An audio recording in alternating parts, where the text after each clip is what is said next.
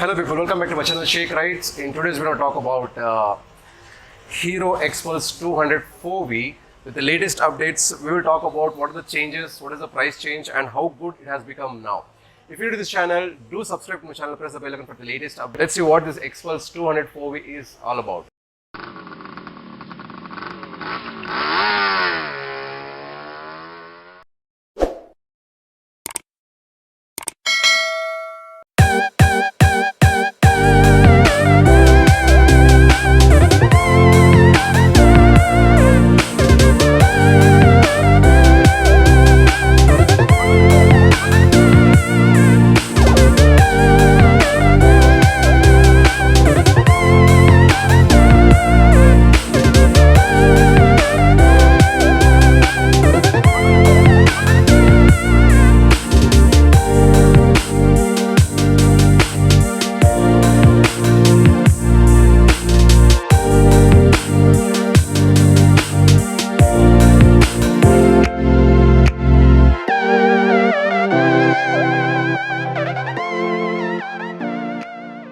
First and foremost, to start with, the biggest update is 4V, 4 valves, exactly.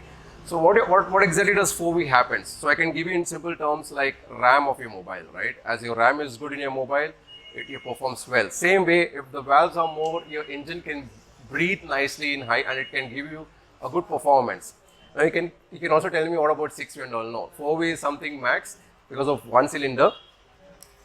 So because of 4V, the power has been increased by 1 PS, like it's now 19 PS of maximum power at 8500 RPM, and also 1 Nm of jump, that would be around 17 Nm of torque, maximum torque at 6500 RPM. That's about the changes in the engine specs wise. The other changes include the gear ratio has been changed now. Now they have short gears than tall gears. Even at the back, if you can see, this pocket has been increased by 245 teeth. That's a massive change, and that gives a lot of performance in high speeds, definitely. And also in the city, you will have a very good power and torque to ride in the cities. That's about the big changes. That's about the technical specifications. Apart from that, there were no much changes. However, to talk about the tires remain same.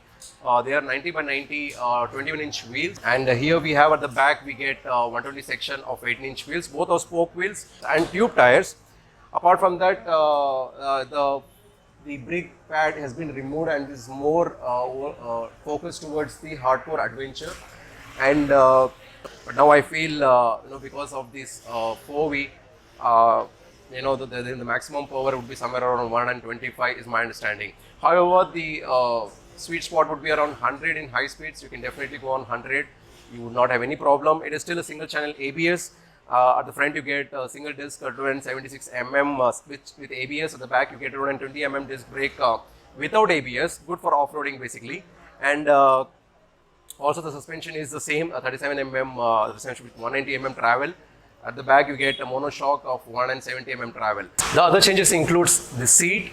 The seat is now more cushioned and it has more pads now, so that gives a very soft feeling when you're riding. You will not have any problem when you're doing long rides also. The seat height does not change. It's still 820 mm seat height, and the ground clearance and 220 mm. That's a massive ground clearance. You also get this plate now, aluminum plate for your engine guard. Well graphics design, even the design, if you see the Xpulse here, it looks very amazing. You now get 3 colors in this. You basically get this blue and white combination, then red and black combination, and also the blue and black combination. They look very aggressive, and also it's definitely a head turner in the city if you see the design wise. The instrument cluster hasn't changed much. It is still the same with a negative LCD. But the LED light has been tweaked. It now gets it 20% more brighter compared to its outgoing model. And apart from that, I think the changes are it now gets 1 kilo bump in its weight. That's roughly around 158 kilos. The tank remains same, 13 liters of tank, and the mileage is also same. Somewhere around 47 is what I'm looking at, both highways and city rides. Apart from that, Anomaly changes, it still looks it's a potent motor, a very refined motor. I'll tell you once I ride this. When the oil cooled setup is bigger now compared to its outgoing model. So that says, there is also a price of 5,000 rupees bump in it compared to its outgoing model. I believe it's kind of justified for the package it offers. It is still same 1,29,000 rupees your ex-showroom price. I think somewhere around 1.5 somewhere is your on-road price compared to your state. But that's about this. Let's do a small test ride and let us find out how different it is now. Okay guys, let's do a small test ride now and find out the difference in this. Anyways, let's talk about the switches first. It looks pretty much same, nothing much changes.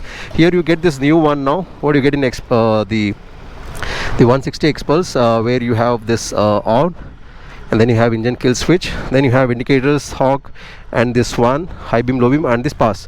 So everything else remains same, no changes whatsoever. Let's see the digital console. In digital console you can see the informations, side stand cut information, neutral information, ABS information. You then have his engine information, you have trip information, average information, then you have time, date, loaded with a lot of information. Then you have odometer, you also have this time again, and this is your tachometer, speedometer. Let's do what else you have trip to information, you have a pair, you can connect your mobile with this, correct, right? You can connect your mobile with this pair with the app, Hero app, and then you have eco mode. So in this eco mode, basically if you're rising, it will show you that you're giving more throttle to this. That's the information. If not, if it shows that you're riding in eco mode, you can saving some fuel, basically economic. Coming to the height, it still remain the same. Let me take off this side stand. So 830 mm seat height, and the seat is pretty comfortable. Even the suspensions are pretty much same. So let's turn this on, come to this, right? So coming to the lights, the current light is 20% more brighter than its outgoing model. That's what I heard. So the engine is pretty much refined. The riding ergonomics or posture is very much free and comfortable, upright posture. Let's take this indicator. I'm in a first gear, and there's a lot of torque available in the first gear as usual. So the engine is refined engine basically, and no vibrations whatsoever. You feel the engine, you feel the power, and very much linear power delivery. Let's go to the normal. Yeah, so in the city rides this shouldn't be a problem at all, because you have a lot of torque available and pretty good weaving in the mirror. You also get this visor here, nice visor. I don't think so it'll has so much of effect on this. I think you'll have to go a little bit big here. You'll have to go a little bit bigger one till here. I think then you'll have a good resistance of air.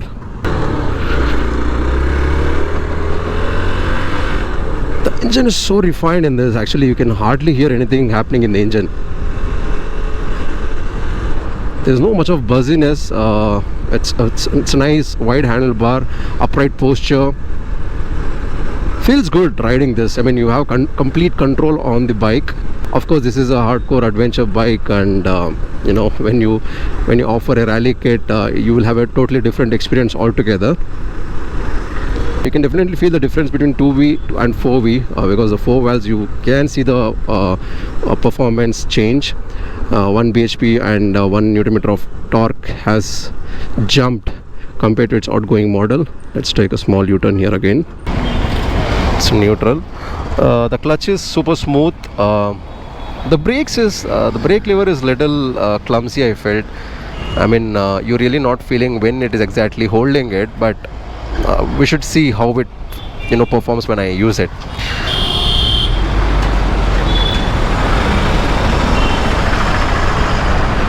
The front brake lags the grip actually. I mean, you really need to push hard to feel the brakes. I think that's a small thing that can be changed. The clutch is good. The brakes are good. I'm not saying they're not, but the lever, I guess, I mean, you really need to push hard for the brake to kick in. Well, that is thing. So that was a small ride, guys. As I told you, if you are a new enthusiast about riding adventure and within a budget, if you're looking for a bike, I think this is the bike you should go for. Now why, if you ask me, simple, I'll tell you.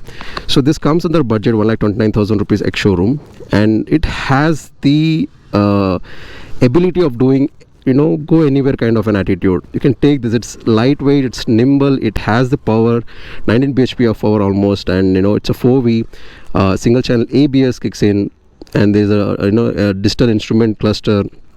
To start with, this is the bike you can go for, because as you go on, there are bikes like you have Himalayan also, but that's the price. If you see, there's a lot of difference, right? Same way with your KTM 250 to KTM 390 adventures, the way more costly compared to this. So if you're looking under the budget, the bike for adventure, I think this is the one. I thank Max Motors for providing this bike to do a small ride review and the video, walk around video. And if you're staying nearby in Rajajinagar, do come here. The bike is available. Do a test ride and find yourself how good the bike is. So if you're new to this channel, please subscribe to my channel. By your subscribing, I'll get more support to do more videos. And if you have anything to say about this bike, do comment in my comment section. And this is Sheikh. I'll see you in my next video. Till then, bye.